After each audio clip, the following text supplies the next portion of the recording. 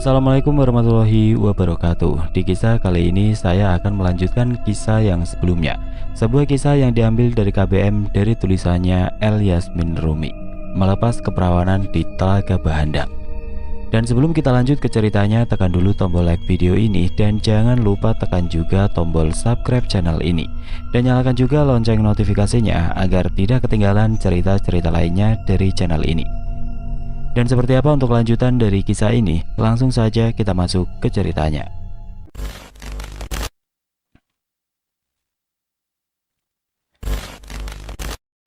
Sudah semalam itu dan semua telah berlalu, tapi perasaannya belum juga tenang barang sedikit pun. Lantas, kaki mengayun ke tempat ayahnya untuk menemui Labi di sana. Lelaki itu telah dibebaskan tadi siang sebab perintah Raka Balu. Tetapi tidak memungkiri kesedihan Labi atas putri sematawayangnya yang katanya dikurung di ruang penyiksaan. Tidak jauh dari harem, Jata memapak langkah tuanya. "Ada apa, Jata?" "Empu, apa aku harus ke Telaga Bahandang untuk menjaga Yayu Kalawa?" Jata menawarkan diri. Ia sadar jikalau selir tuanya itu sendirian di tengah hutan sana. Tidak diganggu binatang buas pun masih untung. Namun Raka Balu menyaut dengan tenang. "Tidak perlu. Aku sudah memagari gubuk itu dengan ajian." Akhirnya langkah kembali mengayun menuju kediaman ayahnya. Melihat Labi sedang duduk di lincak, segera Raka Balu menghampirinya. "Bagaimana, Bomo?" tanyanya tiba-tiba. Labi membenarkan posisi duduknya tatkala sang menantu ikut duduk di lincak depannya. Kali ini Labi tidak akan salah mendiagnosa karena gurunya sendiri yang telah memamparkan sakit yang diderita Raja Kelayang Tanjung. "Empu, ayahanda sejatinya memang bukan sakit biasa. Ayahanda terkena santet Parang Maya." "Parang Maya?" Kata itu seperti familiar di telinga Raka Balu. "Parang Maya sejenis santet dari tanah Dayak.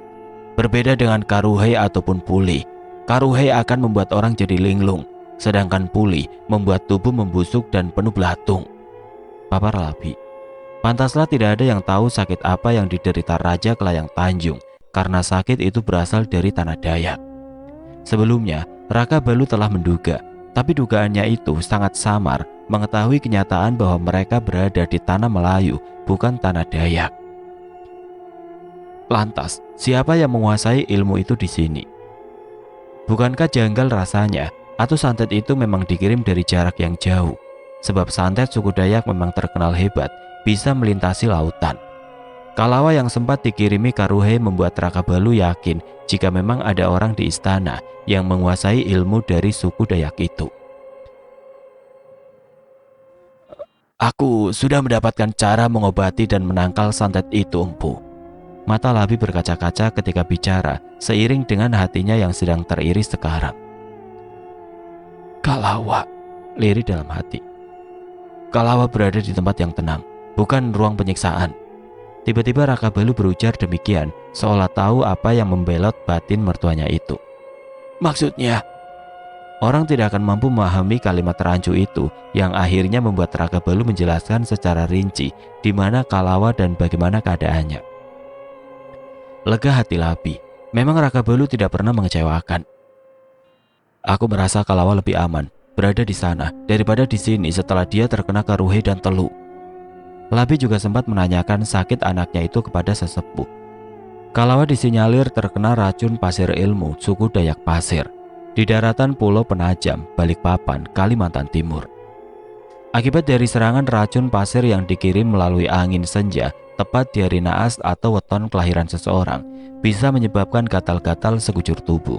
Bahkan karena racun yang disebar merayap ke tulang dan menyerang sekujur tubuh. Kenapa harus dikirim senja menjelang matahari terbenam? Di kalangan ahli santet, udara sore menjelang maghrib dipercayai sebagai waktu paling mujarab untuk menebar ilmu mistis yang bisa mencelakai orang lain. Jika racun pasir menyerang pelan-pelan, Parang Maya tergolong serangan mendadak dan mematikan telak. Sama dengan voodoo, media yang digunakan berupa boneka orang-orangan. Praktiknya sedikit berbeda.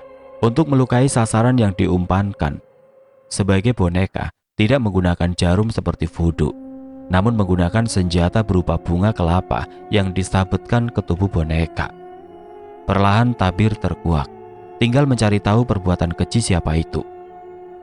"Aku mempercayakan semua kepada ayah. Seolah ada dahaga yang tertepis di tenggorokan Labi mendengar Raka Balu kembali memanggilnya ayah. Dari lincah Raka Balu berpindah ke ranjang di mana ayahnya terbaring tidak sadarkan diri. Disuapnya pelan punggung tangan ayahnya yang bersidekap di dada. Aku yakin ayah akan segera sadar dan sembuh. Raka Balu pun menyudahi kunjungannya. Ia pamit pada Labi hendak kembali ke kamar Danum. Keluar dari kediaman ayahnya melewati taman dan beberapa bangunan yang diperuntukkan untuk tempat istirahat tamu agung. Langkah Raka Balu terhenti. Apa yang terjadi? Dalam sunyinya malam yang telah larut, Raka Balu mendengar dengkuran suara seseorang yang mengucap 3 kali mantra dalam sajak 12 kata. Kemudian senyap. Lagi-lagi mantra itu digunakan untuk santet yang berasal dari tanah Kalimantan. Buddhis, tebaknya dengan alis bertaut. Dulu Raka Balu mempunyai kawan karib berdarah asli suku Dayak. Agau namanya. Lelaki itu pula yang menghadiahkan Mandau Ilang, senjata yang sampai kini selalu menemaninya. Agau wafat 5 tahun silam. Dari Agau, ada beberapa yang Raka Balu pelajari tentang ilmu teluh dari tanah Dayak. Salah satunya Buddhis. Tahu ada seseorang yang baru saja membaca mantra itu, tidak serta-merta membuat Raka Balu menerobos masuk, memergoki siapa yang berulah. Keadaan kembali sunyi. Kau akan segera kedapatan denganku. Raka Balu bergumam melangkah pergi menuju kamar Danum. Semalam suntuk Raka Balu tidak tidur. Meski tidak ingin banyak berpikir, tetap saja banyak hal yang mengganggu pikirannya. Entah kapan terakhir kali ia tidur dengan nyenyak. Jujur, di saat sepi seperti itu Raka Balu rindu meringkuk dalam dekapan Kalawa. Hatinya akhir-akhir ini terpaut kepada selirnya itu, serupa jentera yang berputar pada satu arah saja. Hingga malam lesap, Raka Balu tidak barang sepejam. Matahari saja baru setengah menampakkan diri. Raka Balu beranjak pelan dari samping Danum yang masih tertidur. Ia bergegas menuju bangunan yang terbagi dengan area khusus memasak dan gudang penyimpanan bahan makanan. Kebetulan Raka Balu melewati lapangan luas yang biasa dipakai prajurit untuk berlatih. Suara para prajurit terdengar kompak di arena sana. Dentingan pedang pun tombak memecah keheningan pagi. Raka Balu menoleh sekilas melewati gerbang. Tidak disangka ada seorang yang berdiri tertegun di sana. Jubah hitamnya berkibar-kibar tertiup angin. Raka Balu yang semula hendak ke arena dapur, jadi berbelok memasuki tempat latihan. Harusnya kau istirahat. Tepukan di pundak itu membuat Arya terkesiap. Meski begitu, Arya sama sekali tidak menoleh. Ia enggan Raka Balu melihat matanya yang sedari tadi meriak hangat. Kehilangan Jingga adalah bentuk penyesalan paling besar yang pernah Arya alami. Seandainya punya kuasa untuk memutar balik waktu, maka akan ia putar kembali ketika Jingga masih ada di sisinya. Memeluknya manja, tidak peduli seberapa besar diabaikan. Jingga tidak letih memintal rasa, tidak pernah jera merajut jaring menebar harap yang nyatanya semu. Rasanya, sepanjang hidup Arya akan menyesal, sebab Jingga telah terbujur kaku di perut bumi. Sudahi lamunanmu Arya, lirih Raka Balu. Arya bergeming. Sejuta sesal yang membuat hatinya sebak harus segera dilenyapkan. Tanpa bicara, Arya membuka ikatan tali jubah, membuat Raka Balu lekas menahannya. Apa yang kau lakukan? Aku akan berlatih dengan para prajurit. Sautnya tidak menoleh. Sungguh, Arya merasa dirinya lelaki lemah. Melindungi istrinya sendiri pun tidak bisa. Jangan Arya, lukamu masih basah. Jelas Raka Balu mencegah tindakan adiknya karena yang harus dilakukan Arya adalah beristirahat memulihkan luka, bukan malah berlatih. Arya tidak menggubris cegahan Raka Balu. Dengan sedikit bertenaga, ditepisnya tangan Raka Balu yang memegangi lengannya. Tidak banyak yang Raka Balu perbuat. Dibiarkan saja Arya terjun ke arena latihan, sementara dirinya berdiri di sana mengamati. Sebilah pedang berada dalam genggaman Arya. 3 prajurit sekaligus meladeni latihannya. Semula memang tampak seperti latihan biasa, tapi kelamaan berubah jadi serangan yang mematikan.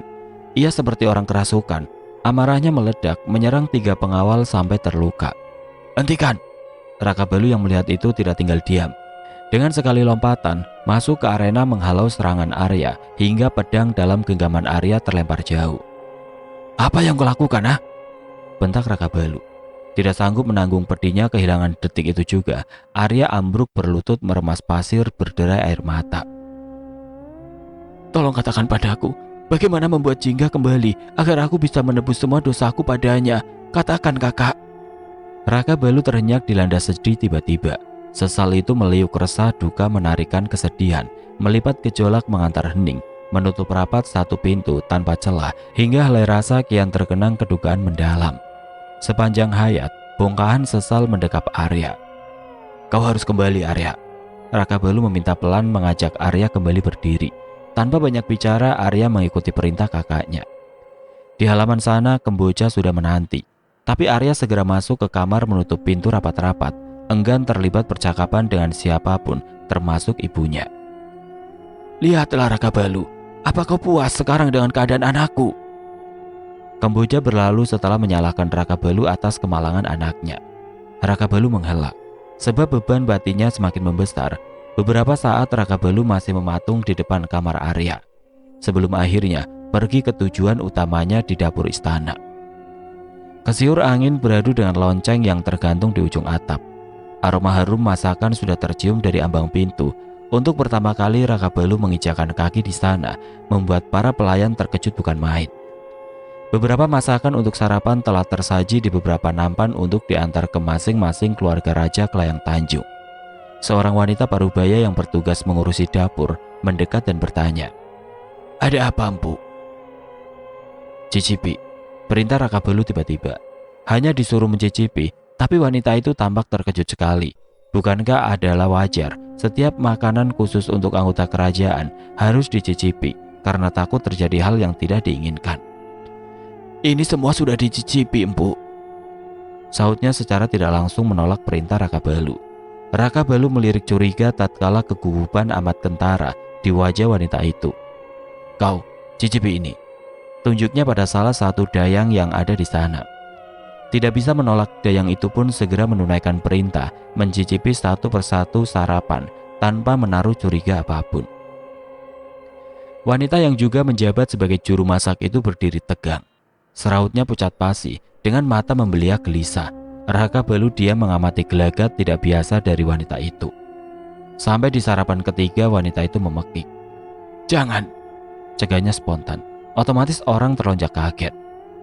"Cicipi," sela Raka Balu tanpa peduli. Seujung sendok makanan itu masuk ke mulut. Tidak berapa lama dayang itu mendadak roboh, muntah-muntah darah. Tempat itu jadi riuh. Pudis yang dicampur dalam makanan dan dimakan oleh siapapun yang sudah terkena dipastikan mematikan, dan tidak ada obat yang mampu menyembuhkannya. Mungkin mirip minuman yang diminum Socrates pada saat bunuh diri dalam kebudayaan Yunani kuno. Raka Balu tidak mengatakan alasan dayang itu meregang nyawa setelah mencicipi sarapan ketiga, karena pudis termasuk ilmu magis yang sangat rahasia. Tidak bisa sembarang berucap.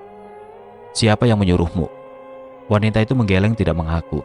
Setelah mandau berada di lehernya, barulah mengaku dengan wajah yang lebih pucat dari sebelumnya. "Ada seorang lelaki yang datang tadi," jawabnya tergagap takut. Antara lelaki, pudis, dan mantra semalam saling berhubungan. Untuk itu Raka Balu tidak perlu bertanya siapa lelaki yang dimaksud. "Hulu Balang, masukkan wanita ini ke penjara," teriaknya memerintah. Wanita itu bersujud dan memohon agar dirinya diampuni. Tapi Raka Balu tidak punya waktu untuk mendengarkan wanita itu memelas. Dua hulu balang menyeretnya ke penjara, sehingga kian menggegerkan istana. Setengah berlari, Raka Balu mendatangi kamar di mana semalam dirinya mendengar seseorang menggumam mantra pudis. Raka Balu meringsek masuk tanpa permisi. Ada seorang lelaki yang sedang duduk bersila di tengah ruangan.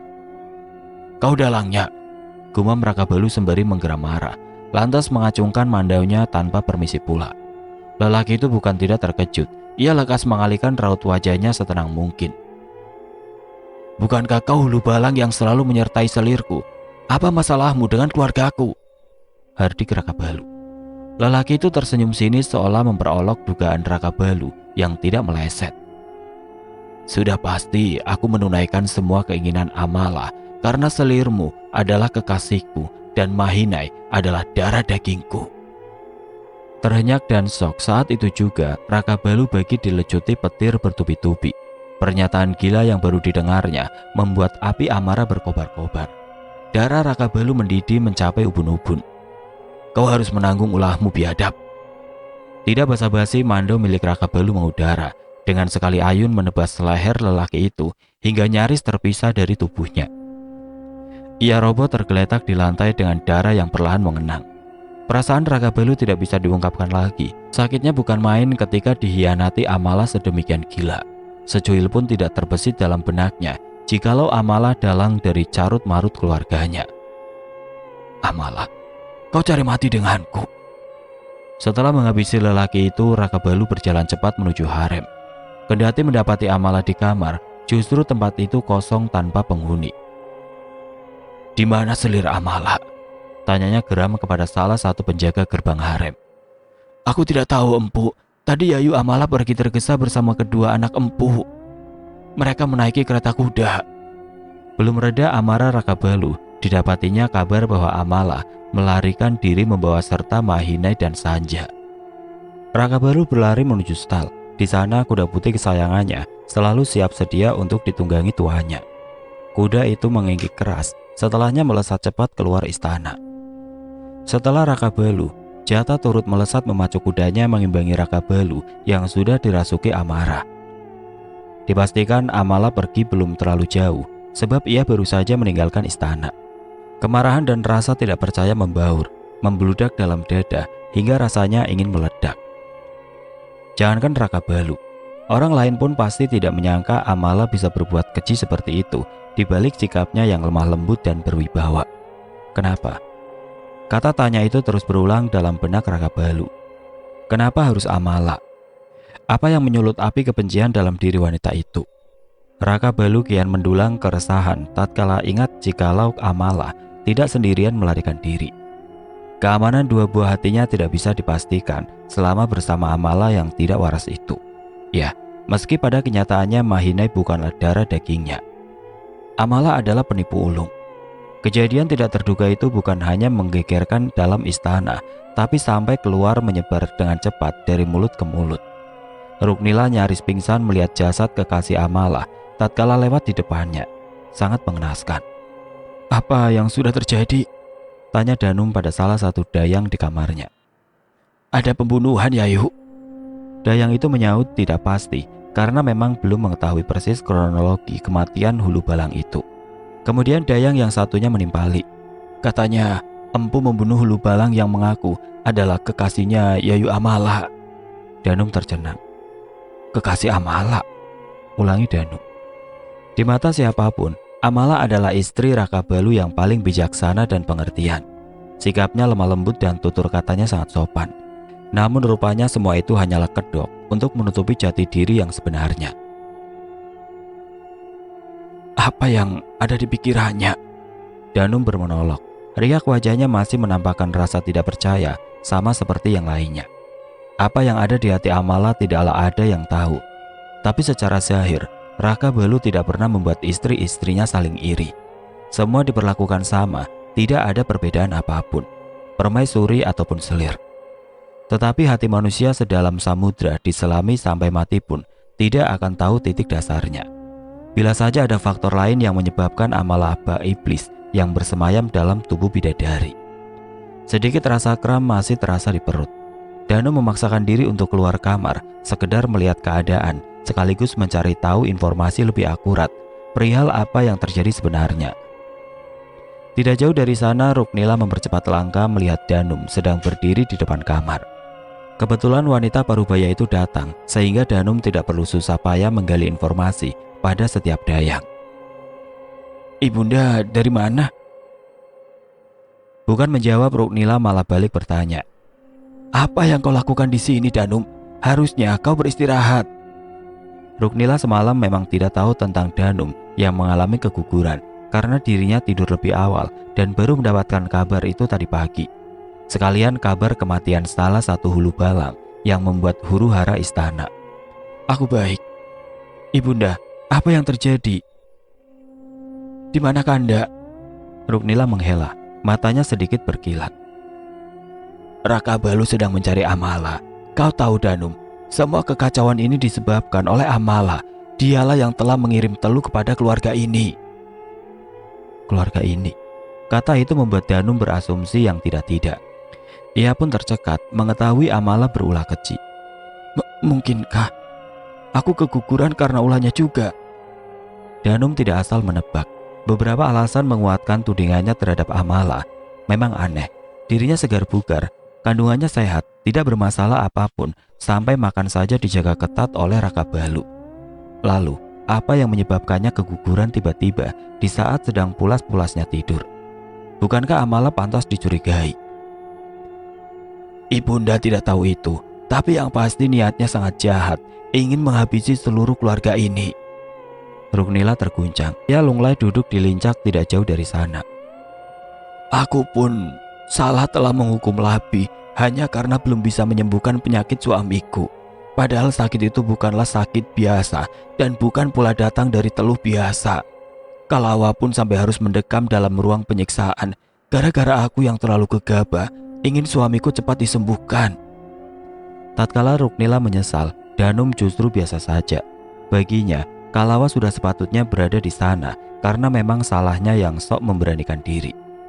Istana sedang gempar, sedangkan Raka Balu terus menerobos hutan hingga jejak sebuah kereta tampak di tanah becek itu.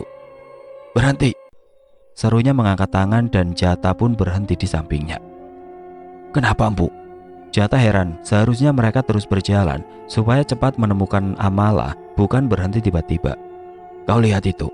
Pandangan Jata berpindah pada jejak tapak kuda dan roda kereta. Itu pasti jejak kereta Yayu Amala. Raka Balu mengangguk sekilas, lalu kembali memacu kudanya menyusuri jejak itu. Seolah tahu jika Raka Balu akan mencari, Amala meminta kusir agar memacu kuda lebih cepat. Belum lama terdengar suara kaki kuda saling bersautan dari kejauhan. Mata Amala membulat, bulir gelisah mulai bermunculan di dahinya yang berlipat. Jalan lebih cepat, perintah Amala sedikit membentak. Kuda sudah berlari semaksimal mungkin lagi pula, mana bisa melesat cepat seperti kuda tunggal yang tidak menarik kereta.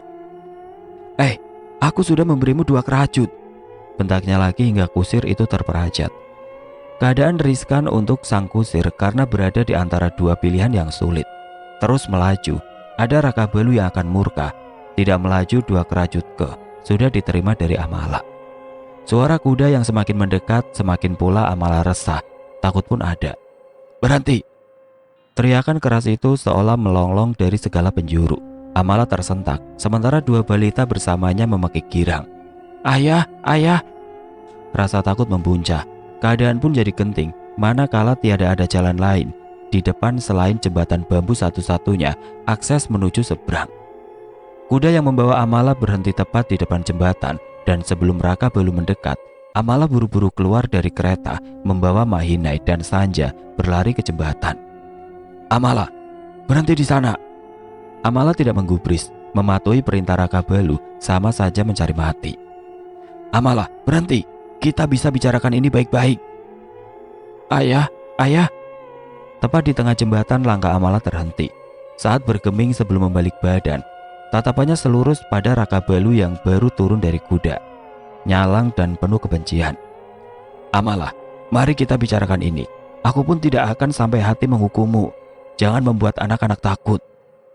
Amala tertawa pelan, sejurus kemudian terbahak dengan keras. Setelahnya dia menatap tajam penuh amarah. Raka Balu melangkah. Jangan mendekat, teriaknya lantang.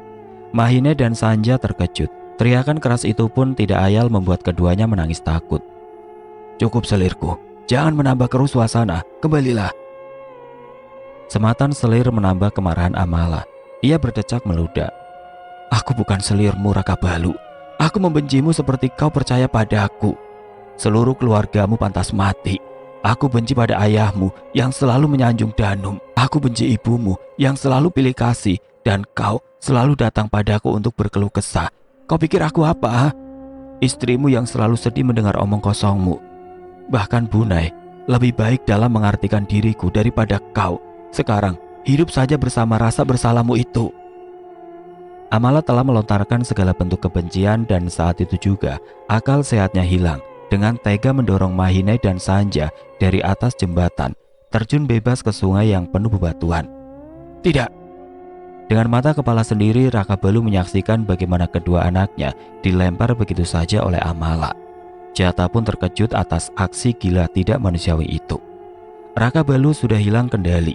Ia menarik mandau, berlari mengacungkan mandaunya ke arah Amala. "Kau!" teriaknya marah. Amala seakan tidak sudi mati di tangan Raka Balu, sehingga dirinya pun ikut menerjunkan diri sebelum mandau tajam Raka Balu mengoyak dadanya. "Telan dan nikmati saja kehancuranmu, Raka Balu."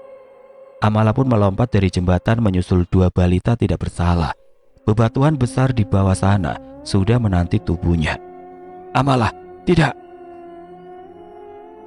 Tidak terbayangkan Amala akan melakukan hal mengerikan itu, terlebih di depan mata Raka Balu sendiri. "Tidak!" Teriakan Raka Balu menggema bersama deru angin yang datang tiba-tiba. Mandau terlempar, Raka Balu berlari turun ke sungai menggapai tubuh Sanja dan Mahinai yang mulai terseret arus. Jata pun ikut turun ke sungai membantu tuannya. Beruntung tubuh Mahinai tersangkut dahan yang menjorok ke sungai, sedangkan Sanja semakin jauh terbawa arus, membuat Raka Balu melepaskan jubah berenang mengejar anaknya itu. Sungai Cerucuk terkenal dengan sarang buaya, tetapi Raka Balu sama sekali tidak peduli.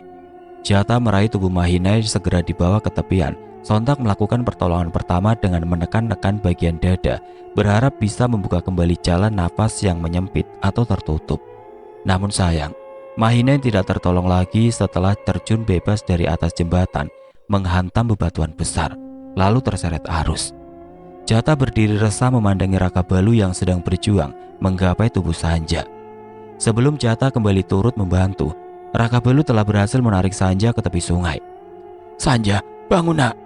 Beberapa kali Raka Balu menepuk pipi gembul itu, sembari pula menekan-nekan bagian dada. Tetapi Sanja pun bernasib sama seperti Mahinai. "Bangun nak, bangun!" teriak Raka Balu diambang keputusasaan. Air mata Raka Balu mengucur dengan derasnya menyemai arus sungai itu. "Sanja, Mahinai!"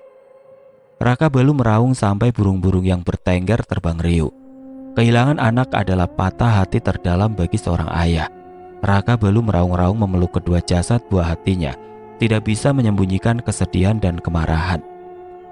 "Empu, aku akan membawa bantuan sekarang." Berat hati Jata meninggalkan Raka Balu bersama jasad Mahinai dan Sanja. Tapi ia harus segera kembali ke istana membawa bantuan, sekaligus mengabarkan berita duka ini. Bantuan pun akhirnya dikerahkan untuk mencari jasad Amala yang tidak kunjung terlihat setelah menerjunkan diri dari jembatan, menyusul dua anak yang lebih dulu tewas. Semula Jata hendak sekalian mengabarkan berita itu, tetapi merasa lancang bila dirinya memberitahu tanpa mendapat perintah dari Raka Balu. Akhirnya, Jata hanya membawa bantuan saja dari istana tanpa memberitahu perihal apapun. Jata pun datang bersama beberapa hulu balang. Raka Balu masih berada di tempat semula, menunggui jasad anaknya yang sudah ditutupi dengan jubah. Wajahnya sembab. "Empu." Sekian tahun Jata berada di sisi Raka Balu, dan baru hari ini melihat tuanya itu menghamburkan air mata seperti itu. Tunggu, Amala berhasil mengoyak habis hati Raka Balu. "Bawa anakku dan yang lain, cari mayat Amala sampai ketemu." Susah payah Raka Balu berujar memberi perintah. Sekitar 8 hulu balang turun menyusuri sungai mencari jasad Amala yang tadinya tenggelam dan terseret arus. "Dan kau, pergi ke Telaga Bahandang, periksa keadaan selirku dan bawa pulang," lanjutnya memerintah Jata. Tugas telah dibagi. Jata pun pamit undur diri meninggalkan area sungai, sementara Raka Balu masuk ke kereta kuda memangku dua jasad anaknya. "Pergi sekarang," perintahnya pada sang kusir. Keadaan istana baru saja lengang setelah huru-hara pembunuhan kekasih Amala, dan sekarang kembali riuh tatkala Raka Balu datang membawa Mahinai dan Sanja dalam keadaan tidak bernyawa. Kematian cucu Raja Kelayang Tanjung langsung jadi kabar paling menghebohkan. Danum sedang duduk-duduk di kamar menepis rasa yang memilin laju resahnya. Datanglah seseorang dayang dengan nafas tersegal setelah berlari dari luar menuju harem. "Ada apa?" tanya Danum heran. Dayang itu menyeka sekilas pelunya sembari menetralkan nafas. "Yayu, anak Yayu. Anak Yayu tewas tenggelam." Danum sontak berjingkat dari duduknya. "Apa yang kau katakan ini?" Danum tidak terima dengan laporan Dayang itu. Ia marah menganggapnya sebagai tindakan lancang. "Aku tidak berani berbohong dengan hal seperti ini, Yayu. Silakan datang ke Balai Urung sekarang, karena di sana sudah ramai." Tidak pikir panjang lagi, Danum lekas pergi ke Balaiurung memastikan omongan dayangnya. Dari kejauhan dilihatnya Balaiurung memang telah ramai. Ia menerobos kerumunan dan di tengah sana suaminya duduk tertunduk bersama dua jasad yang ditutupi kain jarik sebatas leher. Itu... Danum menegang sesaat. Anakku. Saat itu juga Danum menghambur mendekati anaknya yang sudah terbujur pucat pasi. Anakku, bangun anakku. Sanja kenapa Kanda? Mereka berdua kenapa? Menjawab singkat pun Raka Balu tidak kuasa. Lidahnya benar-benar keluh. Mimpi buruk apa yang mendatangi Danum semalam? Kenapa kemalangan menimpanya bertubi? Katakan Kanda. Namun Raka Balu masih bergeming dengan isakannya. Bagaimana Raka Balu bisa menjawab jika dirinya sama terluka kehilangan dua buah hati? Apa yang terjadi Kanda? Apa yang... Tangis Danum meledak-ledak. Ia meraung sejadi-jadinya. Bukan hanya Danum, semua yang menyaksikan itu pun turut menangis dihantam duka dan kesedihan mendalam. Selang beberapa jam jeritan histeris itu senyap. Danum mendadak tidak sadarkan diri karena terlalu syok. Ia pun segera dibopong ke kamar. Sejurus itu Ruknila yang mendekati Raka Balu. Apa yang sebenarnya terjadi, nak? Tanya Ruknila lirih sekali. Raka Balu menoleh sekilas. Matanya mengembun, tertutup air mata. Amala yang melakukan ini. Amala sudah gila mendorong Sanja dan Mahine dari jembatan. Setelah itu, dirinya ikut melompat ke sungai, Bu. Hati serasa patah berserak mendengar pemaparan itu. Amala. Ruknila pun nyaris pingsan mendengarnya. Sampai dituntun duduk di kursi yang ada di sana. Nafasnya terasa putus-putus mengetahui kegilaan Amala. Selama ini, aku bermenantu wanita iblis. Kecamnya marah. Di waktu yang bersamaan Raja Kelayang Tanjung sadar setelah satu purnama tidak sadarkan diri. Keadaannya masih lemah, pikirannya masih linglung, dan Labi sama sekali tidak memberitahu kabar duka yang sedang tersiar di istana demi menjaga kondisi Raja Kelayang Tanjung yang baru sadar dari tidur panjangnya. Syukurlah ayahanda telah siuman. Kalimat itu adalah kalimat pertama yang didengar oleh Raja Kelayang Tanjung.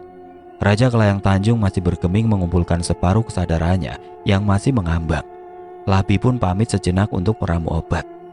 Raja Kelayang Tanjung tidak tahu saja bahwa orang sedang sibuk mengurusi pemakaman dua cucunya. Meski Mahine sejujurnya bukan darah daging Raka Balu, dan rahasia itu akan selamanya Raka Balu simpan dalam-dalam. Entah bagaimana nanti reaksi Raja Kelayang Tanjung mengetahui kenyataan. Hiruk pikuk di sana sangat tampak. Orang-orang sibuk mempersiapkan segala keperluan untuk pemakaman. Sadarkan permaisuriku, karena Sanja sebentar lagi akan dikebumikan. Pinta Raka Balu pada salah satu dayang. Meski tidak yakin, dayang itu lekas menjalankan perintah. Danum disadarkan dengan minyak ekaliptus. Yayu, diminta empu untuk datang ke Balaiurung karena Sanja akan segera dikebumikan. Baru mendengar itu tangis Danum kembali pecah. Sanja, anakku. Kehilangan Sanja menjadi pukulan keras untuk Danum. Terlebih dirinya baru saja mengalami keguguran beberapa hari yang lalu. Danum limbung, nyaris kembali pingsan. Beberapa dayang memapahnya berjalan ke Balaiurung. Semua orang tertunduk, tangis selirih, serta doa menggema di sana. Raka Balu memeluk erat Danum yang terus menjerit histeris. Bahkan laju air matanya tidak bisa lagi dihentikan. Jahanam menantimu, Amala, teriaknya marah. Lalu bersimbul lunglai. Sanja. Isaknya memeluk erat tubuh Sanja yang sudah terbungkus kain putih. Raka Balu remuk redam dihantam kejadian memilukan ini. Jiwanya seolah pergi bersama nyawa Mahine dan Sanja. Hati hancur jutaan keping. Lepaskan Sanja, Dinda. Biarkan anak kita pergi dengan tenang. Hanya mengucapkan sepenggal kalimat itu saja, rasanya setengah mati. Raka Balu tidak ingin berpura-pura kuat dikala dirinya pun luluh lantak. Air mata jadi saksi bagaimana seorang Raka Balu begitu terluka. Dengan terpaksa Raka Balu menjauhkan Danum yang tidak ingin melepaskan tubuh Sanja. Tidak, jangan bawa anakku. Setelah itu Danum kembali terkulai tidak sadarkan diri. Berat hati menyaksikannya, tapi biarlah lebih baik Danum tidak melihat proses pemakaman Sanja. Sanja dan Mahinai baru akan dibawa. Tiba-tiba seseorang menerobos kerumunan. Cucuku. Kemboja bersimpu memeluk Mahinai. Untuk sejenak Raka Balu membiarkan Kemboja mengucap salam perpisahan. "Ibu, Mahine dan Sanja akan dikebumikan sekarang," imbu Raka Balu pelan. Bukan melepaskan pelukannya, tahu-tahu Kemboja mendongak menatap nyalang ke arah Raka Balu yang berdiri di depannya. Kau penyebab kematian cucuku," tudingnya pada Raka Balu. Semua orang tersentak. Dalam suasana duka seperti ini, Raka Balu tidak ingin ada pertengkaran sama sekali. Tidak digubrisnya tudingan itu. "Ibu, sudah. Jangan sentuh Mahine cucuku," tepisnya dengan keras. Aneh mendengar Kemboja bersikuku, sedangkan Ruknila saja tidak begitu histeris. Ruknila mendekat berusaha memberi pengertian kepada Kemboja. "Mahine cucuku dan juga cucumu. Tapi kita harus segera mengebumikan anak-anak ini." Kemboja meradang, berdiri tegak menggendong jasad Mahine. "Siapa yang mengatakan bahwa Mahine adalah cucumu? Mahine adalah cucuku karena Amala adalah anak kandungku." Terhenyak. "Jangan main-main." Raka Balu maju satu depak. Ia gusar tatkala Kemboja banyak omong kosong. Tapi rupanya bukan sekedar omong kosong belaka, semua itu benar adanya. "Kalian terkejut bukan?" sentaknya menyeringai. Amala memanglah anak kandung Kemboja, sedangkan Arya adalah anak pelayannya yang sengaja ia tukar karena keegoisan Raja Kelayang Tanjung yang menginginkan anak laki-laki. Tentu Kemboja juga tidak ingin tersingkir dari sisi suaminya itu, sehingga nekat menukar Amala dan Arya sesaat setelah melahirkan. Rahasia itu tertutup rapat dan terkuak hari ini. Amala telah lama mengetahui bahwa Kemboja adalah ibunya karena Kemboja sendiri yang mengakui. Pantaslah selama ini Amala dipandang dekat dengan Kemboja daripada Ruknila. Pernikahan Amala dan Raka Balu terjadi juga karena campur tangan Kemboja. Bagaimanapun, ia tidak ingin anak kandungnya hidup jadi pelayan di istana dan Arya tetap akan jadi tamengnya, mempertahankan kedudukan. Tapi sayang, Arya pun bernasib malang. Semula, Arya sudah digadang-gadang akan menjadi putra mahkota ketika Raka Balu menderita sakit keras dari kecil. Ternyata seiring berjalannya waktu, kondisi Raka Balu berangsur pulih, sehingga Arya akan menggantikan posisi ayahnya harus pupus. Tidak ada kedudukan yang menguntungkan bagi Arya di kerajaan Kelayang Tanjung sampai Kemboja menyetujui begitu saja pernikahan Arya dan Jingga demi sebuah tahta. Tetapi Arya begitu bodoh, menyia-nyiakan kesempatan itu hanya karena gadis yang dijodohkan padanya tidak bisa melihat. Perbuatan Amala pun karena terhasut ibunya sendiri. Bisa dikatakan bahwa Kemboja lah otak dari semua kekejian yang dilakukan Amala. Kemboja juga tahu jika Mahine bukanlah darah daging Raka Balu. Kemboja telah mengungkapkan aibnya sendiri di depan halayak. "Tidak mungkin." Ruknila terpundur sedang dirinya menggeleng tidak percaya. Kisah itu tidak membuat Raka Balu iba, justru mengundang kemarahannya. "Ternyata kau dalang dari semua ini." Kedua rahang Raka Balu saling bergemeretak. Ia mengambil alih Mahine dengan marahnya, mendorong Kemboja hingga terjengkang ke belakang. "Kau harus merasakan buah dari perbuatan kejimu," teriak Raka Balu dengan lantang. Ia memerintah Hulu Balang untuk menyeret Kemboja ke penjara bawah tanah di mana Labi sempat dikurung. Secara bersamaan, burung merpati datang dan hinggap di pundak Raka Balu. Ada sebuah pesan yang ditulis di helaian daun lontar yang diikat di kaki burung merpati.